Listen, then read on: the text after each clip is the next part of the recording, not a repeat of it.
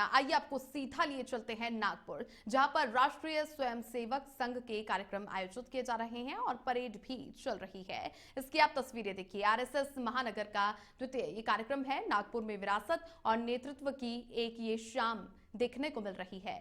RSS महानगर का द्वितीय कार्यकर्ता विकास शिविर है। रेशम बाग नागपुर से ये सीधी लाइव तस्वीरें आप देख रहे हैं। भारी संख्या में लोग राष्ट्रीय स्वयंसेवक संघ के इस कार्यक्रम में शामिल होने के लिए मौजूद हैं और जो तस्वीरें भी हैं वो देख रहे हैं। राष्ट्रीय स्वयंसेवक संघ के तमाम जो कार्यकर्ता हैं वो भी वहां पर मौजूद हैं और ये परेड काफी आप देखेंगे कि पूरे विश्व भर में मशहूर है। आरएसएस महानगर का द्वितीय कार्यकर्ता विकास शिविर का आयोजन किया जा रहा है नागपुर के रेशम बाग में।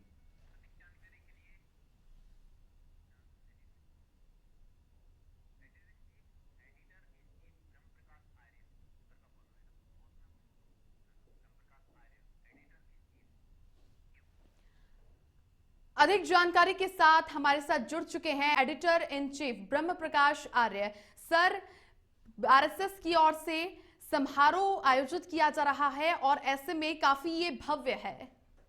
हाँ, इसमें कोई दो राह नहीं है छवि।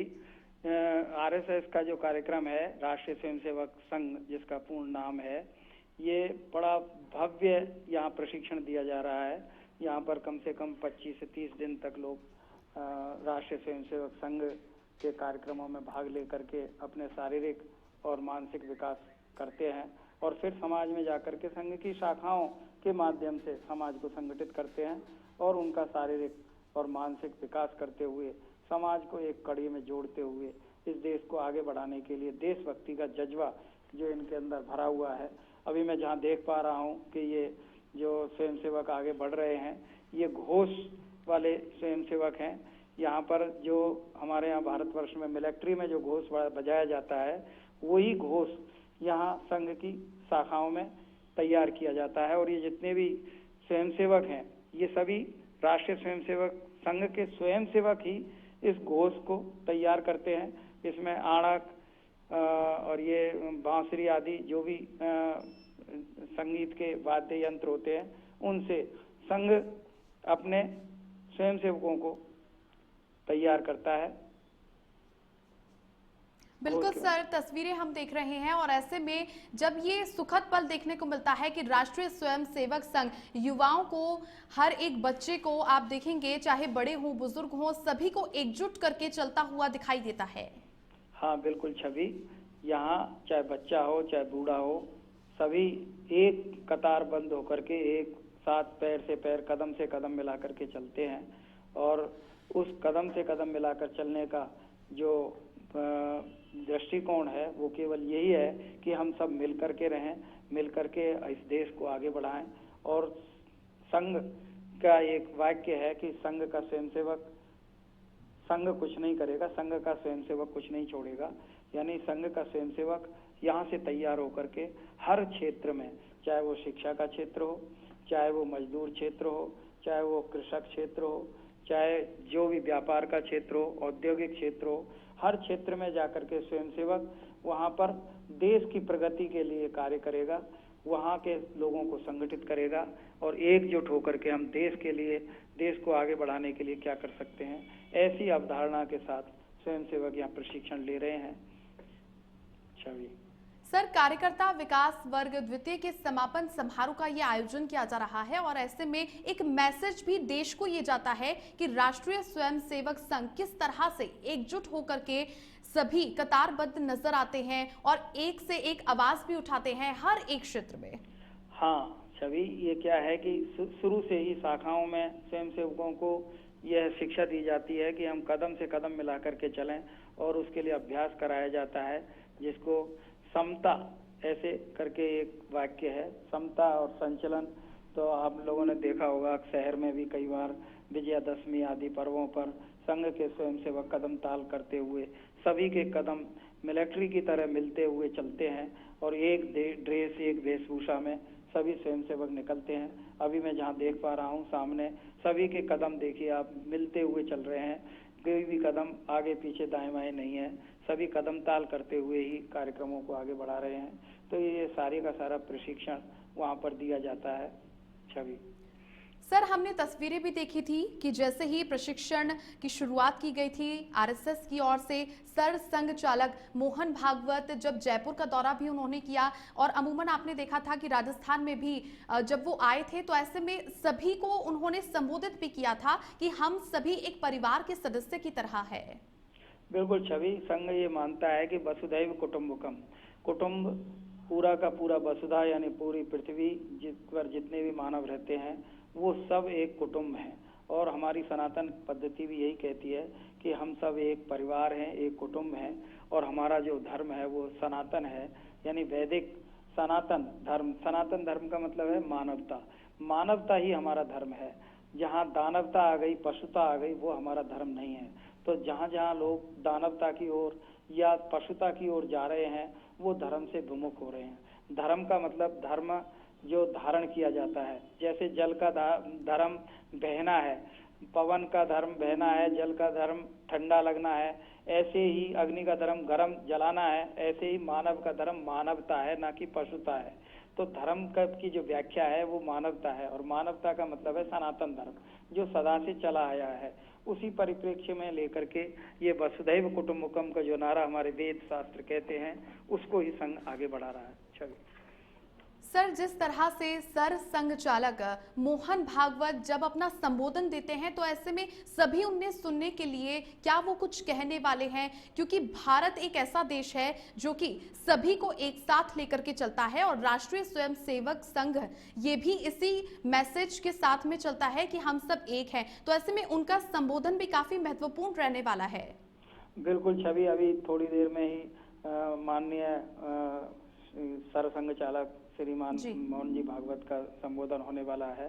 और उत्कंठा इसीलिए बनी रहती है कि सारे के सारे जितने भी स्वयंसेवक हैं वो उसी आज्ञा के अनुसार आगे चलते हैं, और हमें भारतवर्ष के लिए, देश के लिए क्या करना चाहिए, अभी वर्तमान परिस्थितियां कैसी हैं, हमें उस परिस्थितियों से कैसे आगे निकलना चाहिए, कैसे आगे बढ़ना चाहिए, इसी सब चीज़ों के दिशा निर्देश माननीय मोहन जी भागवत देने वाले हैं।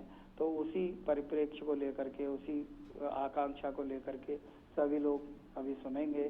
तो उनका जो बौद्धिक प्रारंभ होगा उससे पहले अभी शारीरिक सौष्ठव दिखाया जा रहा है। अभी घोष का संचलन शायद होने वाला है। ये घोष की प्रक्रिया है जो ये चल रहा है, ये घोष का कार्यक्रम सामने दिखाई दे रहा है।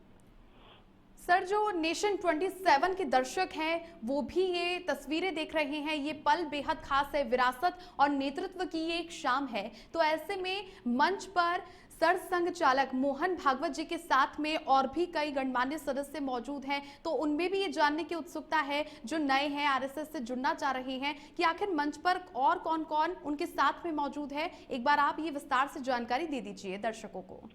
बिल्कुल, अभी मंच पर जो विराजमान है और बाकी के उसमें माननीय सरकारवा और सह सरकारवा जी होंगे निश्चित रूप से, और जो गणमान्य लोग होते हैं उनको आमंत्रित किया जाता है। मंच पर बस प्रतिष्ठित 4-5 लोग ही बैठते हैं, ज़्यादा लोग नहीं बैठते हैं। तो जो संघ के सर्वाधिकारी होंगे वो उसमें संघ के इस मंच पर बैठेंगे, और जो कार्यक्रम को आगे बढ़ा रहे हैं वो संघ के वहाँ पर मुख्य शिक्षक होंगे, वो आगे उसको बढ़ा रहे होंगे, वही मंच संचालन कर रहे होंगे निश्चित रूप से। छवि बिल्कुल सर, तो दर्शक जैसे ही देख रहे हैं तस्वीरें, आरएसएस के महानगर का द्वितीय कार्यकर्ता ये विकास शिविर है, और ये पल बेहद अद्भुत और खास इसलिए हो जाता है, एक मैसेज दिया जा रहा है। और ऐसे में तमाम जो राष्ट्रीय स्वयंसेवक संघ है, उनके जो कार्यकर्ता हैं और सभी एक कतारबद्ध होकर के चलते हुए दिखाई दे रहे हैं। और ये सिर्फ एक मैसेज है, ये मैसेज दिया जाता है कि हम सभी एकजुट हैं, और नागपुर से ही इसकी शुरुआत होती है। नागपुर में विरासत और नेतृत्व की ये जो शाम है वो काफी खास है, और इसे खास बनाने के लिए कार्यकर्ता विकास जो शिविर है इसका आयोजन किया जा रहा है। इसके समापन समारोह है, और यही तस्वीरें बेहद खास है। हमारे एडिटर इन चीफ ब्रह्म प्रकाश आर्य आप सभी तक ये जानकारी पहुंचा रहे हैं कि किस तरह से राष्ट्रीय स्वयंसेवक संघ हमेशा से एकजुट रहा है, और इस समारोह को लेकर के जो लगातार जो तैयारियां हैं वो भी की जा रही थी। सर, एक और जानकारी आप दर्शकों को दीजिए, क्योंकि ये सबसे महत्वपूर्ण हो जाता है कि किस तरह इस कार्यक्रम की जो योजना है वो बनाई जाती है और इसे कतारबद्ध रूप जो दिया जाता है, ग्राउंड लेवल पर भी किस तरह से तैयारियां होती है, यानी आरएसएस किस तरह से काम करता है, ये भी जानना बेहद जरूरी है। हाँ छवि, ऐसा है। डॉक्टर केशवराव बलीराम हेडगेवार, जो अपनी डॉक्टर की पढ़ाई करने के बाद भी उन्होंने सरकारी सेवा को मंजूर नहीं किया था, उन्होंने छोटे छोटे 5 बच्चों को लेकर के मोहितों के बाड़ा नागपुर में एक स्थान है, वहाँ 1925 में उन्होंने संघ की शाखा लगाना प्रारंभ किया था। उस समय तो लोगों ने उनको इस दृष्टि से देखा कि ये डॉक्टर होकर के भी क्या मतलब बचपना आ गया है कि छोटे छोटे 5-6 बच्चों को लेकर के और ये बस 1 घंटे के व्यायाम खेल कूदना और बस कुछ नहीं करना, ये क्या समाज का विकास कर पाएगा। लेकिन बाद में हम देखते हैं कि वो जो बीजांकुर वहाँ हुआ था, बीजारोपण जो हुआ था मोहितों के बाड़े में, उसका आप भव्य रूप आप सामने देख पा रहे हो कि यहाँ कितने सारे स्वयंसेवक और आज देश भर में हर तहसील में हर गांव में संघ की शाखाओं का विस्तार हो चुका है। तो वहाँ का जो लक्ष्य है उसमें कि परिवार के साथ जुड़ना और स्वयंसेवक को निर्माण करना, स्वयंसेवक के हर गतिविधि पर ध्यान रखना, उसके चरित्र का निर्माण करना, सुबह से शाम तक की उसकी दिनचर्या को बनाना और दिनचर्या पर उसको अमल करवाना, ये संघ का मुख्य ध्येय रहता है, जिसमें से निखर करके स्वयंसेवक तैयार होता है। तो ये बड़ी कठिन और बहुत लंबी प्रक्रिया है, जिसमें से स्वयंसेवक तप करके बाहर निकलता है। सुबह से शाम तक की उसकी दिनचर्या एकदम ठीक संजोई हुई होती है, उसमें से ये स्वयंसेवक तैयार होते हैं। तब जाकर के ये जो हमें रूप निकल करके दिख रहा है, ये वास्तव में बहुत तपस्या का परिणाम है। अभी संघ के जो प्रचारक जो यहाँ होते हैं, वो अपना घर छोड़ करके, घर बार त्याग करके, पढ़ लिख करके, घर बार छोड़ करके और संघ के ही कार्य के लिए अनवरत लगे हुए हैं। और वो ही इस समाज की, इस संगठन की धुरी है, जो इस कार्य को आगे बढ़ाने में गति प्रदान कर रहे हैं। छवि सर, हमने देखा कि जो भी तमाम आरएसएस के कार्यकर्ता हैं जो जुड़े हुए हैं, वो केवल नागपुर से ही नहीं, हम देखेंगे कि पूरे भारत देश से जुड़ते हुए दिखाई देते हैं। इसमें राजस्थान के भी कई जो आरएसएस है उनसे जुड़े हुए हैं, वो भी आज रेशम बाग पहुंचे हुए हैं। हाँ, जैसा कि मैंने बताया था कि रेशम बाग में जो ये संघ शिक्षा वर्ग लग रहा है, ये बहुत ही उत्कृष्ट कार्यकर्ताओं का संघ शिक्षा वर्ग है। और इसमें पूरे भारतवर्ष से जहाँ बहुत ही सेलेक्टेड स्वयंसेवक जो पहले से ही शिक्षित होते हैं संघ शिक्षा वर्गों से, उनमें जो अंतिम शिक्षा वर्ग है ये नागपुर में ही लगता है। तो वो सारे के सारे, चाहे राजस्थान हो, मध्य प्रदेश हो, उत्तर प्रदेश हो, जितने भी सारे स्टेट हैं भारतवर्ष के, उन सब में से सेलेक्टेड बिल्कुल छाटे हुए, छांट करके जो बहुत ज्यादा अच्छे कार्यकर्ता हैं, उन्हीं का ये संघ शिक्षा वर्ग है नागपुर में। वो लोग वहाँ पर पहुंचे हैं, इसमें कोई दो राह नहीं है। छवि बिल्कुल, ये तस्वीरें और ये दृश्य काफी खास हो जाता है। कार्यकर्ता विकास वर्ग के द्वितीय ये जो शिविर है, इसका समापन समारोह है और ये काफी अद्भुत है। कुछ ही देर के बाद में संबोधन सुनने को मिलेगा सर संघचालक डॉक्टर मोहन भागवत का। इस समारोह के मुख्य अतिथि मंच पर मौजूद है और नागपुर में विरासत और नेतृत्व की ये जो शाम है काफी खास है। सर, नागपुर को सबसे ज्यादा बेहद खास माना जाता है, शुरुआत ही आरएसएस की सिर्फ यहीं से हुई थी। हाँ बिल्कुल छवि, ये आरएसएस की जो ट्रेनिंग थी और प्रारंभ था वो सब नागपुर से ही हुआ था 1925 में। और तब से हर वर्ष यहाँ संघ शिक्षा वर्ग होता है। संघ शिक्षा वर्ग प्रथम वर्ष, द्वितीय वर्ष, तृतीय वर्ष ऐसे लगते थे, अब इसका नाम बदल करके और ये विकास वर्ग किया है। और हर जिले में प्राथमिक वर्ग लगते हैं, फिर प्रथम वर्ष 2 या 3 जिलों को मिला करके लगते हैं, फिर द्वितीय वर्ष पूरे संभाग में लगता है, और फिर उसके बाद जो तृतीय वर्ष होता था वो नागपुर में लगता है। जो सक्षम एकदम निखरे हुए कार्यकर्ता होते थे वो नागपुर पहुंच करके ही अंतिम अपना शिक्षा वर्ग पूर्ण कर पाते थे। ऐसा प्रारंभ से ही चला आ रहा है। संघ शिक्षा वर्ग हर वर्ष लगते हैं सभी। सर, हमने देखा है कि आरएसएस की ओर से जब भी यहाँ पर संबोधन दिया जाता है, एक मैसेज दिया जाता है, तो उसमें कहा जाता है कि आप सभी जमीन पर उतर जाइए, सामाजिक प्रयोग के रूप में आप सभी की मदद कीजिए। तो ये इनका सबसे बड़ा मोटिवेशन रहा है। हाँ छवि, बिल्कुल। कहीं भी बाढ़ आ गई हो, चाहे कहीं भूकंप आ गया हो, या कहीं दुर्भिक्ष हो गया हो, या कहीं और कोई दुर्घटनाएं हो गई हों, तो संघ के स्वयंसेवक वहां पर आपको सबसे पहले पहुंचते हुए दिखाई देंगे, क्योंकि इनको जो शिक्षा दी जाती है वो यही दी जाती है कि हम समाज पर कोई भी विपत्ति आएगी तो सबसे पहले कंधे से कंधे मिला करके वहाँ खड़े नजर आएंगे। तो आपने देखा होगा कि वहाँ उत्तराखंड में जब बाढ़ आई थी या कच्छ में जब भूकंप आया था, तो सारे के सारे स्वयंसेवक नेकर पहन करके और वहाँ पर लोगों की सहायता के लिए पहुंच गए थे। संघ की प्रक्रिया ही एक ऐसी है कि वो संघ अपने लिए नहीं, समाज के लिए सोच करके चलता है और समाज के लिए ही जीता है। तो संघ एक अद्भुत पाठशाला है, जिसमें से निखर करके स्वयंसेवक जो निकलता है वो समाज के लिए बहुत ही उत्कृष्ट कोटि का कार्यकर्ता सिद्ध होता है। छवि। बिल्कुल सर, और ये कार्यशाला इसी तरीके से आयोजित की जाती है कि सभी को एकजुट करना और कैसे ग्राउंड पर उतर करके, जमीन पर उतर करके सामाजिक कार्यकर्ता के रूप में आम जन की मदद करना भी होता है। सर, लक्ष्य भी रहा है आरएसएस का कि 1 लाख शाखा बनाने का, इसको भी ग्राउंड लेवल पर पूरा करते हुए आरएसएस दिखाई दे रही है। हाँ छवि, अभी ये इन लोगों, ये संघ का एक लक्ष्य है कि जिस दिन 1% भारत के जो जनसंख्या है उसका 1% व्यक्ति संघ से जुड़ जाएगा, शाखा में नियमित आने लगेगा, उस दिन हम हमारे देश का संपूर्ण विकास कर पाएंगे। तो वो 1% के ऊपर बढ़ते हुए 1 लाख शाखाओं का लक्ष्य रखा है। वो 1 लाख शाखाओं निश्चित रूप से संपूर्ण होने वाली हैं, क्योंकि अभी 100 वर्ष पूर्ण होने जा रहे हैं संघ को।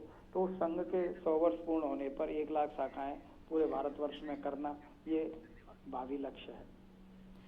तो धरातल पर किस तरीके से कार्य आरएसएस करती आई है और आरएसएस महानगर का द्वितीय ये जो कार्यकर्ता जो समापन समारोह है इसका आयोजन किया जा रहा है, और आप देखेंगे कि आरएसएस किस तरह से कार्य करती है। और ये एक्सरसाइज अगर आप इसे कहेंगे, जिस तरह से आप देख रहे हैं कि ये अपनी बॉडी को मूव कर रहे हैं, तमाम जो कार्यकर्ता है आरएसएस के, ये इनकी दैनिक दिनचर्या है। आप सुबह यदि आप अपने पार्क्स में जाएंगे या कहीं आरएसएस के जब कार्यकर्ता इकट्ठे होते हैं तो वो इसी तरीके से रहते हैं, एकजुट होकर के रहते हैं और साथ में मजबूती ये दिखाता है, एक मैसेज दिखाता है। सर हाँ छवि, अभी ये जो कर रहे हैं, अभी सामने जो कार्यक्रम है ये योग है। योग के द्वारा जैसे विद्यालयों में पीटी कराई जाती है ना, उसी का एक ये प्रकार है जिसको योग कहते हैं।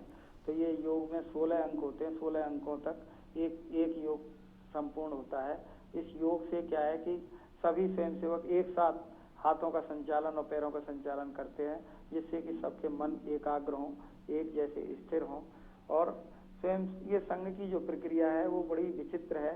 अभी 5 स्वयंसेवकों के ऊपर एक गठनायक होता है। गठनायक यानी गठ बनाना, एक छोटा गठ होता है 5 लोगों का। फिर 5 गठनायकों के ऊपर एक मुख्य एक शाखा होती है, तो वो शाखा का मुख्य शिक्षक होता है। ऐसे 5-5 के केंद्र बना करके एक शाखा का निर्माण होता है और वहाँ पर गण शिक्षक बनाए जाते हैं शाखा में। तो गण शिक्षक का काम होता है कि एक गण को लेकर के 21 लोगों का एक गण होता है। तो एक गण को एक जो शिक्षक होता है, गण शिक्षक, वो शारीरिक शिक्षा देता है। तो कोई योग सिखाता है, कोई दंड सिखाता है, कोई युद्ध सिखाता है, कोई दंड युद्ध सिखाता है, कोई बौद्धिक वर्ग में बौद्धिक शिक्षा का शिक्षण देता है। ऐसे अलग अलग शिक्षक होते हैं जो उन स्वयंसेवकों को संपूर्ण रूप से तैयार करते हैं। सर, आरएसएस की ओर से हमेशा से ये कहा जाता है कि हमारी ओर से जितना भारत है, भारत माता है, उसे स्वच्छ और सुरक्षित कैसे बनाया जाए, इसी को लेकर के जब हर साल एक कार्यशाला का भी आयोजन किया जाता है। हाल ही में हमने देखा था कि मई के महीने में कार्यशाला जब आयोजित की गई थी, सर संघ चालक मोहन भागवत जब राजस्थान आए थे, तो ऐसे में कार्यशाला में उन्होंने सभी को निर्देशित भी किया था कि पानी की आप बचत कीजिए, प्लास्टिक के इस्तेमाल पर बैन कीजिए और अपने जो स्वयं अनुशासन है उसमें आप रहिए। तो सभी को लेकर के ये उन्होंने एक मैसेज भी दिया था। हाँ बिल्कुल छवि, उनका ये ध्येय रहता है कि हम इस राष्ट्र की ज्यादा से ज्यादा उन्नति करने के लिए क्या क्या प्रयोग कर सकते हैं। तो उसमें स्वच्छता जो मोदी जी ने दिया हुआ है, घर घर स्वच्छ, हर जगह स्वच्छ, गांव गांव में शौचालयों का निर्माण करवाया है, वो भी यहाँ संघ के स्वयंसेवक और प्रचारक रहे हैं। तो इसी भावनाओं को लेकर के वो आगे बढ़ा रहे हैं देश को। वही सरसंघ चालक जी का निर्देश है कि हम प्लास्टिक के यूज को समाप्त करें और जल को बचाएं, स्वच्छता रखें, स्वदेशी अपनाएं, विदेशी का बहिष्कार करें। हम स्वदेशी चीज़ों को अपनाएंगे, स्वदेशी को विकसित करेंगे तो हमारा देश आगे बढ़ेगा निश्चित रूप से, आर्थिक रूप से। इसलिए ये उनका संदेश रहता है कि हम ज़्यादा से ज़्यादा स्वदेशी वस्त्रों का, स्वदेशी ही वस्तुओं का उपयोग करें, स्वदेशी चीज़ें ही लें, जिससे कि हमारा देश आगे विकास कर सके। छवि। बिल्कुल, तो दर्शक भी देख रहे हैं कि किस तरह से राष्ट्रीय स्वयंसेवक संघ कार्य करता है। और सर, आपने जो जानकारियां दी है, इससे भी एक मैसेज जाता है कि आरएसएस जिस तरह से अपने शिविर चलाता है, तो उसमें कितना यहाँ पर आप देखेंगे कि सौंदर्यपूर्ण तरीके से जो आरएसएस है वो कार्य करती हुई दिखाई दी है। और योग को भी काफी बढ़ावा इनकी ओर से मिलता है, और संघ प्रणाली में प्रशिक्षण जो दिया जाता है वो काफी महत्वपूर्ण होता है। और ऐसे आगे बढ़ने की दिशा में विभिन्न जो प्रांत है और पूरे राष्ट्र को एकजुट होकर के आगे चलाने को लेकर आरएसएस की ओर से मैसेज दिया जाता है। और इसलिए कहा जाता है कि राष्ट्रीय स्वयंसेवक संघ भारत के लिए है और भारत माता के लिए काम करता है, और राष्ट्र को किस तरीके से हमें सुदृढ़ बनाना है, मजबूत बनाना है और सभी को एक करके चलना है, इसी पर मैसेज दिया जाता है। और समारोह की जब आगे कुछ ही देर में जब बढ़ेंगे तो सर संघ चालक मोहन भागवत का आप संबोधन भी सुनेंगे, और ऐसे में वो एक मैसेज भी देंगे।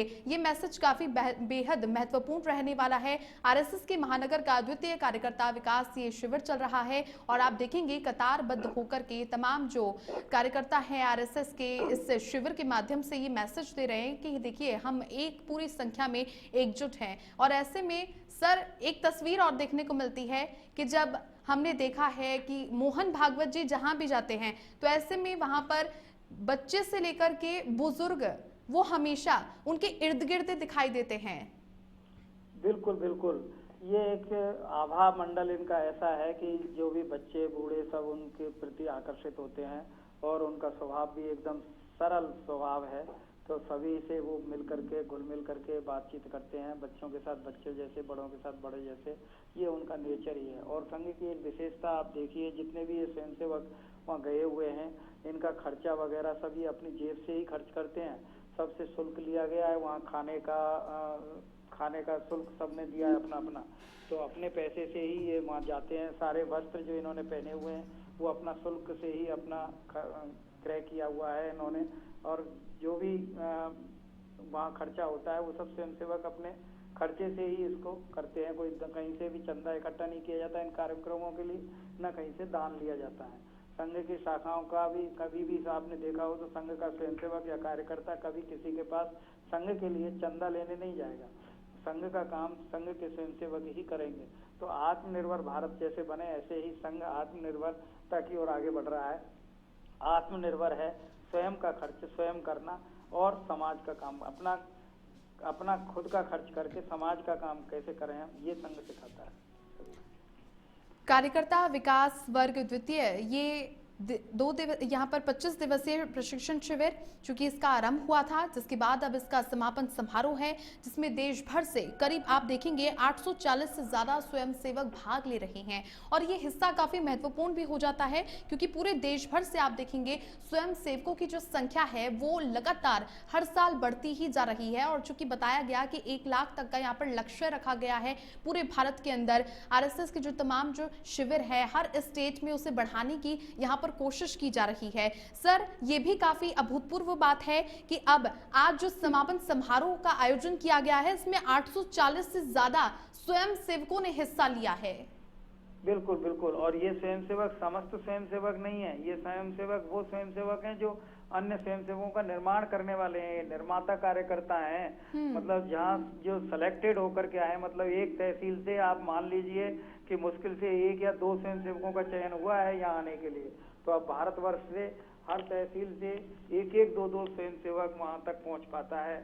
ऐसी कठिन तपस्या में से निकल करके यहाँ संघ के ये स्वयंसेवक पहुँचे हैं। ये संघ की एक विशेषता है। छवि। आरएसएस के सरसंघचालक मोहन भागवत इस कार्यक्रम को संबोधित करेंगे। अब से कुछ ही देर में जो स्वयंसेवकों के प्रशिक्षण शिविर का समापन समारोह होगा और इस समापन समारोह के दौरान कार्यकर्ता जिस तरह से विकास को और भी ज्यादा विकसित करने की दिशा में कार्य कर रहे हैं, एकाग्र हो रखे हैं और इस समारोह के मुख्य वक्ता सर संघचालक डॉक्टर मोहन भागवत कुछ ही देर में संबोधित करेंगे। उनके संबोधन की कुछ जो बातें हैं वो महत्वपूर्ण रहने वाली हैं और सभी उन्हें सुनने के लिए भी काफी उत्सुक हैं, क्योंकि जिस तरह से जो मैसेज वो देते हैं और राष्ट्र को समर्पित होता है और इस मैसेज के जरिए सभी बच्चे से लेकर बड़े हों, बुजुर्ग हों, महिलाएं हों, वो सभी उन्हें अपने परिवार में भी शामिल करना चाहती हैं, क्योंकि हिंदू राष्ट्र को लेकर चलने की बात राष्ट्रीय स्वयंसेवक संघ की होती है। उसके अलावा किस तरीके से सभी को एकजुट भी किया जाए, यही सबसे बड़ी डोर है आरएसएस की। नागपुर में विरासत और नेतृत्व की ये शाम है। इसी को लेकर तमाम जो जानकारियां हैं एडिटर इन चीफ ब्रह्म प्रकाश आर्य जी हमें दे रहे हैं। सर, ये भी काफी अच्छी बात है कि आरएसएस राष्ट्रीय स्वयंसेवक संघ सभी को एक साथ लेकर के चल रहा है, लेकिन अब ऐसे में बात होती है जहां पर सभी को एकजुट करने की, तो उनके मैसेज में हमेशा ये देखने को मिलता है कि हम सभी को एक होना है, हिंदू राष्ट्र की ओर अग्रसर रहना है, क्योंकि ये हमारा हिंदुस्तान है। बिल्कुल छवि, अभी क्या है कि मुंडे मुंडे मतिर भिन्ना, हर मुंड में अलग अलग मति होती है, अलग अलग तरह के विचार होते हैं। और हिंदू संस्कृति, हिंदू धर्म में तो ये बताया गया था कि एक तराजू में 5 मेंढकों को नहीं तोला जा सकता। ऐसे ही जो हिंदू धर्म के लोग हैं, हिंदू लोग हैं, उनमें आपस में परस्पर इतनी फूट थी कि वो केवल या तो जिस समय व्यक्ति की मृत्यु होती थी तो कंधे पे एक साथ एक तरफ संग चलते थे, अन्यथा कोई किधर जा रहा है, कोई किधर जा रहा है, कोई किसी की टांग खींच रहा है, कोई किसी का। आपने देखा होगा कि उस समय राजाओं का जब जमाना था तो एक दूसरे के ऊपर आक्रमण करना, एक दूसरे की सहायता नहीं करना, ऐसे करके हमारा समाज छिन्न भिन्न होकर के फूट पड़ी हुई थी। उस फूट को खत्म करके राष्ट्रीय स्वयंसेवक संघ ने ये प्रयास किया है कि जो देश हमारा पहले अंग्रेज मुसलमानों का गुलाम था, फिर अंग्रेजों का गुलाम हो गया, तो क्या गारंटी है कि बाद में स्वतंत्र होने के बाद में फिर हम गुलाम नहीं होंगे। तो इस विचारधारा को लेकर डॉक्टर केशवराव बलिराम हेडगेवार जी ने इस संघ के स्वयंसेवकों का निर्माण करके संगठन को खड़ा किया कि हम इतने मजबूत हो जाएं कि बाद में आगे आने वाली पीढ़ियों के सामने कोई ऐसी दूसरी शक्ति विदेश से नहीं आकर के हमारे ऊपर राज करने लग जाए, हम दोबारा से गुलाम नहीं हो जाएं। इस विचारधारा को लेकर के संघ आगे बढ़ रहा है। बहुत शुक्रिया सर आपका तमाम जानकारियां साझा करने के लिए। आरएसएस महानगर का द्वितीय कार्यकर्ता ये शिविर के समापन समारोह की तस्वीरें आप देख रहे हैं और कुछ ही देर के बाद में सर संघचालक डॉक्टर मोहन भागवत संबोधित करेंगे।